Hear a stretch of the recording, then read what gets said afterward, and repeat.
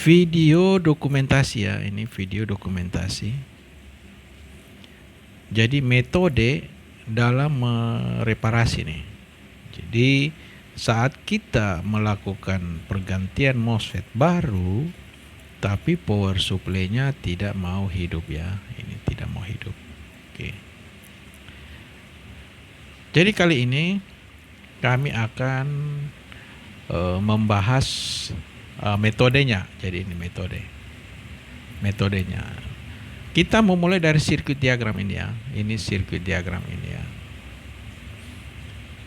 Kita lihat sebelum melakukan reparasi, MOSFET ini harus dilepas ya. Ini dilepas.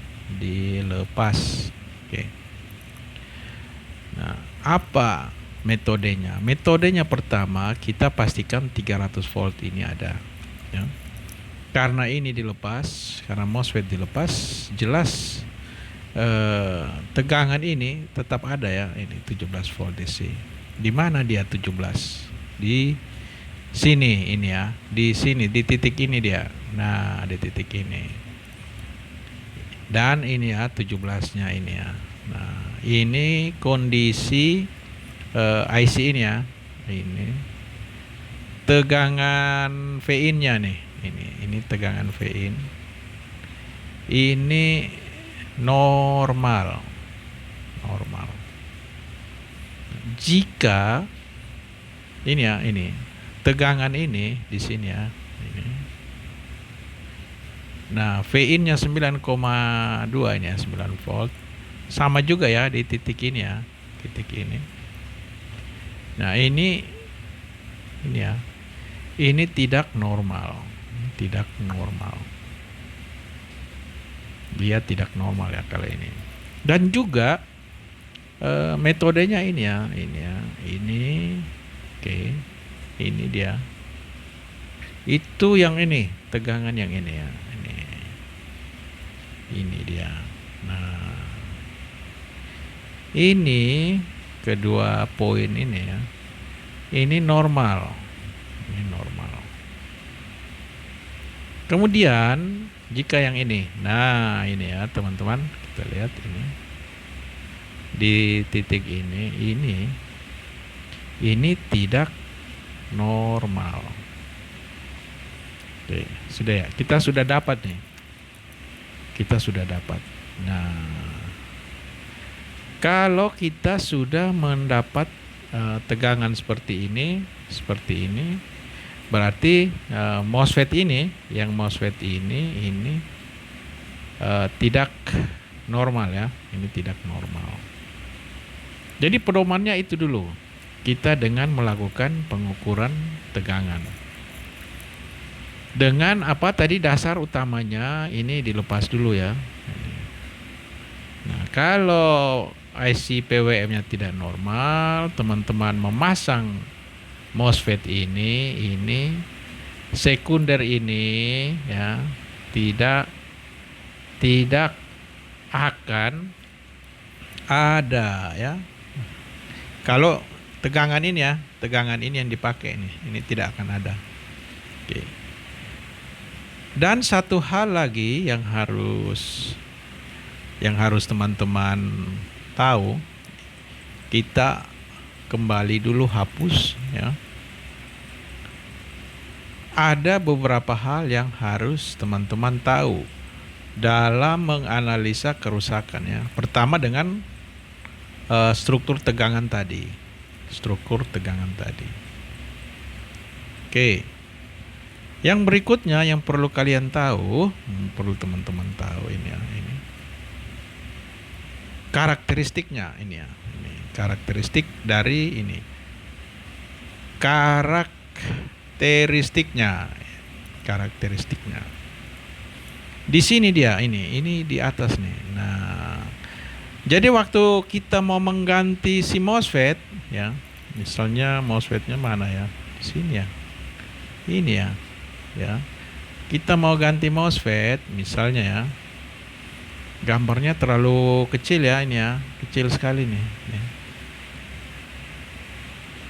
Mau ganti si MOSFET Mana ya MOSFET ya? Ini ya. Ya, ini MOSFET. Yang tadi IC PWM ya. Ini MOSFET. Ini ya MOSFET-nya. Nah, solderannya itu ya. Oke. Jika ini mau diganti, ya kan? Mau diganti. Itu ya. IC PWM ini harus tahu dulu karakteristiknya, teman-teman ya. Ini. Nah, di sini harus tahu tipenya ini. Ada sama-sama dia 26 ini ya, 2 OB juga, tapi dia ada belakangnya nih ya, angka tulisan belakangnya ini ya, ini ya. Ini. Nah, ini. Jadi ini harus sama. Ini harus sama. Oke. Yang kita mau ganti ini ya, harus sama tuh tulisan di belakangnya. Misalnya kita mau ganti OB ya kan, OB 2269 CP. Nah, itu dia. Ini karakteristiknya yang ini ya. Ini dia. Oke.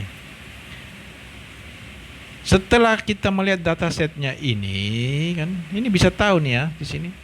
Tegangannya ini ya sampai 36 volt ya kan. Itu bisa lihat tuh. Data-data ini perlu diketahui sehingga waktu kita melakukan reparasi, kita mengganti MOSFET, mengganti IC PWM, itu harus sama ya. Harus sama, dan juga si optocoupler. Jadi ini IC PWM ya. Kemudian MOSFET ya, MOSFET-nya. Kemudian optocouplernya ya kan. Ini. Jadi ini adalah faktor utama. 3 komponen ini harus diperhatikan ya. Sehingga waktu kita mengganti si MOSFET ini kan, mengganti MOSFET ini, sekunder ini harus ada tegangan ya. Sekunder ya. Ini ya, sekunder ini ya, harus ada tegangan tuh teman-teman ya. Ini, sekunder ini harus ada tegangan. Karena kita sudah tahu karakteristik. Jadi yang harus kita tahu satu, ya kan? IC PWM nih. Kedua, seri MOSFET. Ketiga, seri opto ya. Jadi ketiga komponen ini harus sesuai serinya ya. Karena dari pabrik dia waktu merakit membuat ini karakteristik komponen ini sudah sama dengan sirkuit pendukungnya tuh ya. Ini, sirkuit pendukung ini sudah sesuai dengan karakteristik si IC PWM ya. Tuh, dan si MOSFET-nya. Jadi teman-teman, pedomannya ini ya, ini 17 volt saat D normal, dan ini 12 volt saat D normal di titik ini ya, ini titik ini. Yang ini juga ini ya, kalau dia sudah tegangannya ini pasti tidak normal nih. IC PWM-nya tidak normal nih, dan ini ya, ini tidak normal nih, tidak normal. Oke. Jadi teman-teman, dokumen kali ini, video dokumen kami membahas tentang ini. Sudah ganti MOSFET baru, tapi power supply ini tidak mau hidup. Dalam artian tidak mau hidup, sebenarnya tegangannya ada, tapi tidak mau hidup. Tidak mau hidup itu diukur dengan ciri-cirinya di sekunder ini tidak ada tegangan. Jadi sebenarnya tidak mau hidup, sekundernya tidak hidup, tapi IC ini ada tegangan kerjanya ya teman-teman. Tapi MOSFET ini tidak berfungsi sehingga trafo ini tidak bekerja ya. Jadi pertama-tama teman-teman harus tahu dulu ini karakteristik si IC PWM. Jadi misalnya ini ya, IC PWM ini harus tahu serinya. Nah seperti ini ya. Nah ini kita harus tahu serinya dia ya.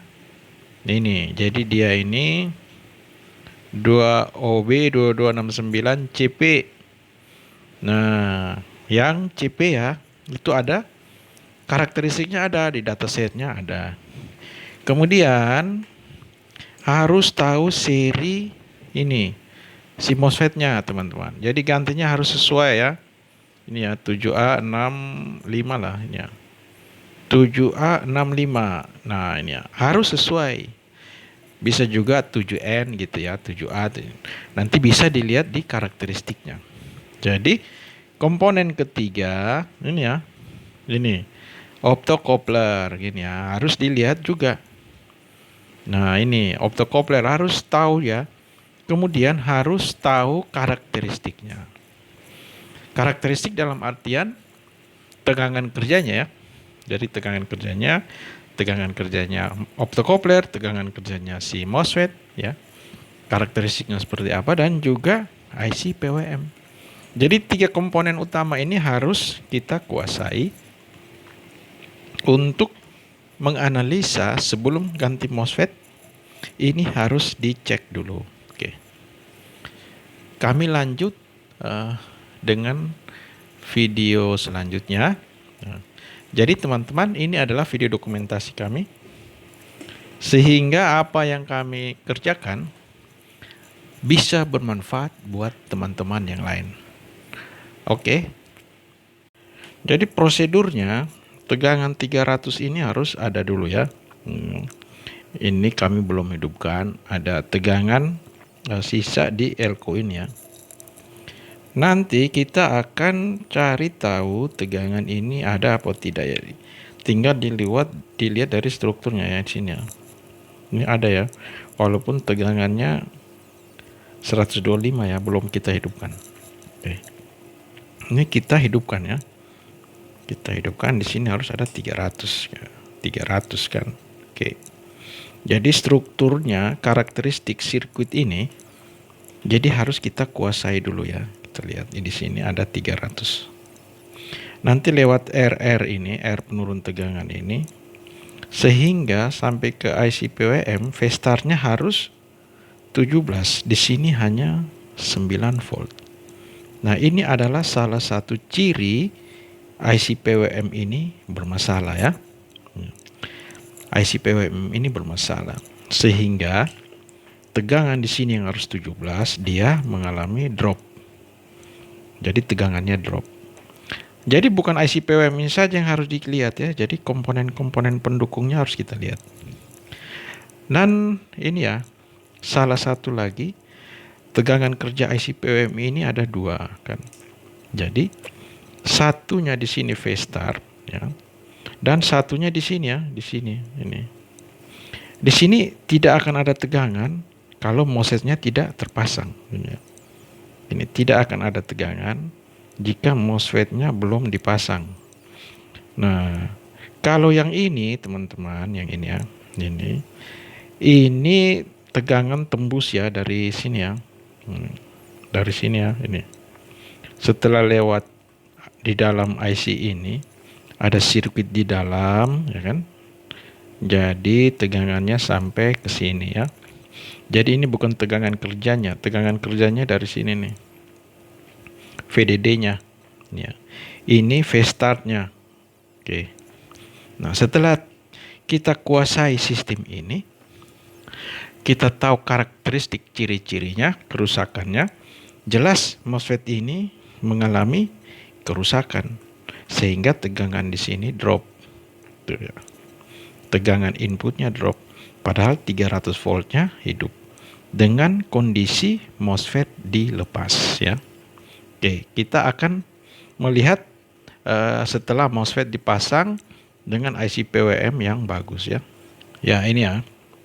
Ini MOSFET yang sudah terpasang ya dengan IC PWM yang bagus. Jadi ini akan menjadi pembanding ya teman-teman ya. Sehingga kita mengetahui mana IC PWM yang rusak dan yang tidak ya. Oke. Jadi ciri-cirinya tadi sudah ya, kalau yang rusak. Sekarang kalau yang bagus ya. Kalau IC PWM yang bagus di sini, tegangan ini Ini harus ada 17 volt ya.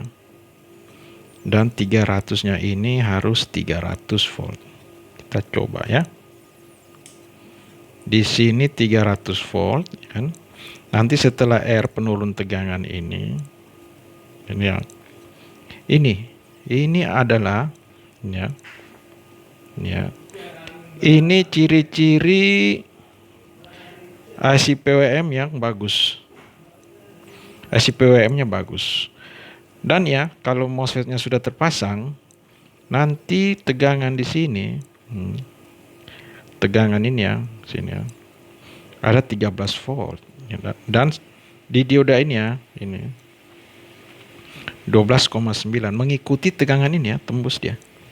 Jadi tegangan kerjanya, kenapa dia menjadi 12? Karena di dalam IC ini, tegangan 17 ini di off. Sehingga tegangan disuplai oleh sirkuit sekunder yang ini. Sehingga setelah kita pasang MOSFET, pasti nanti ya di sekunder ini akan ada tegangan ya. Di sekunder ini akan ada tegangan. Di sekundernya pasti akan ada tegangan seperti ini ya.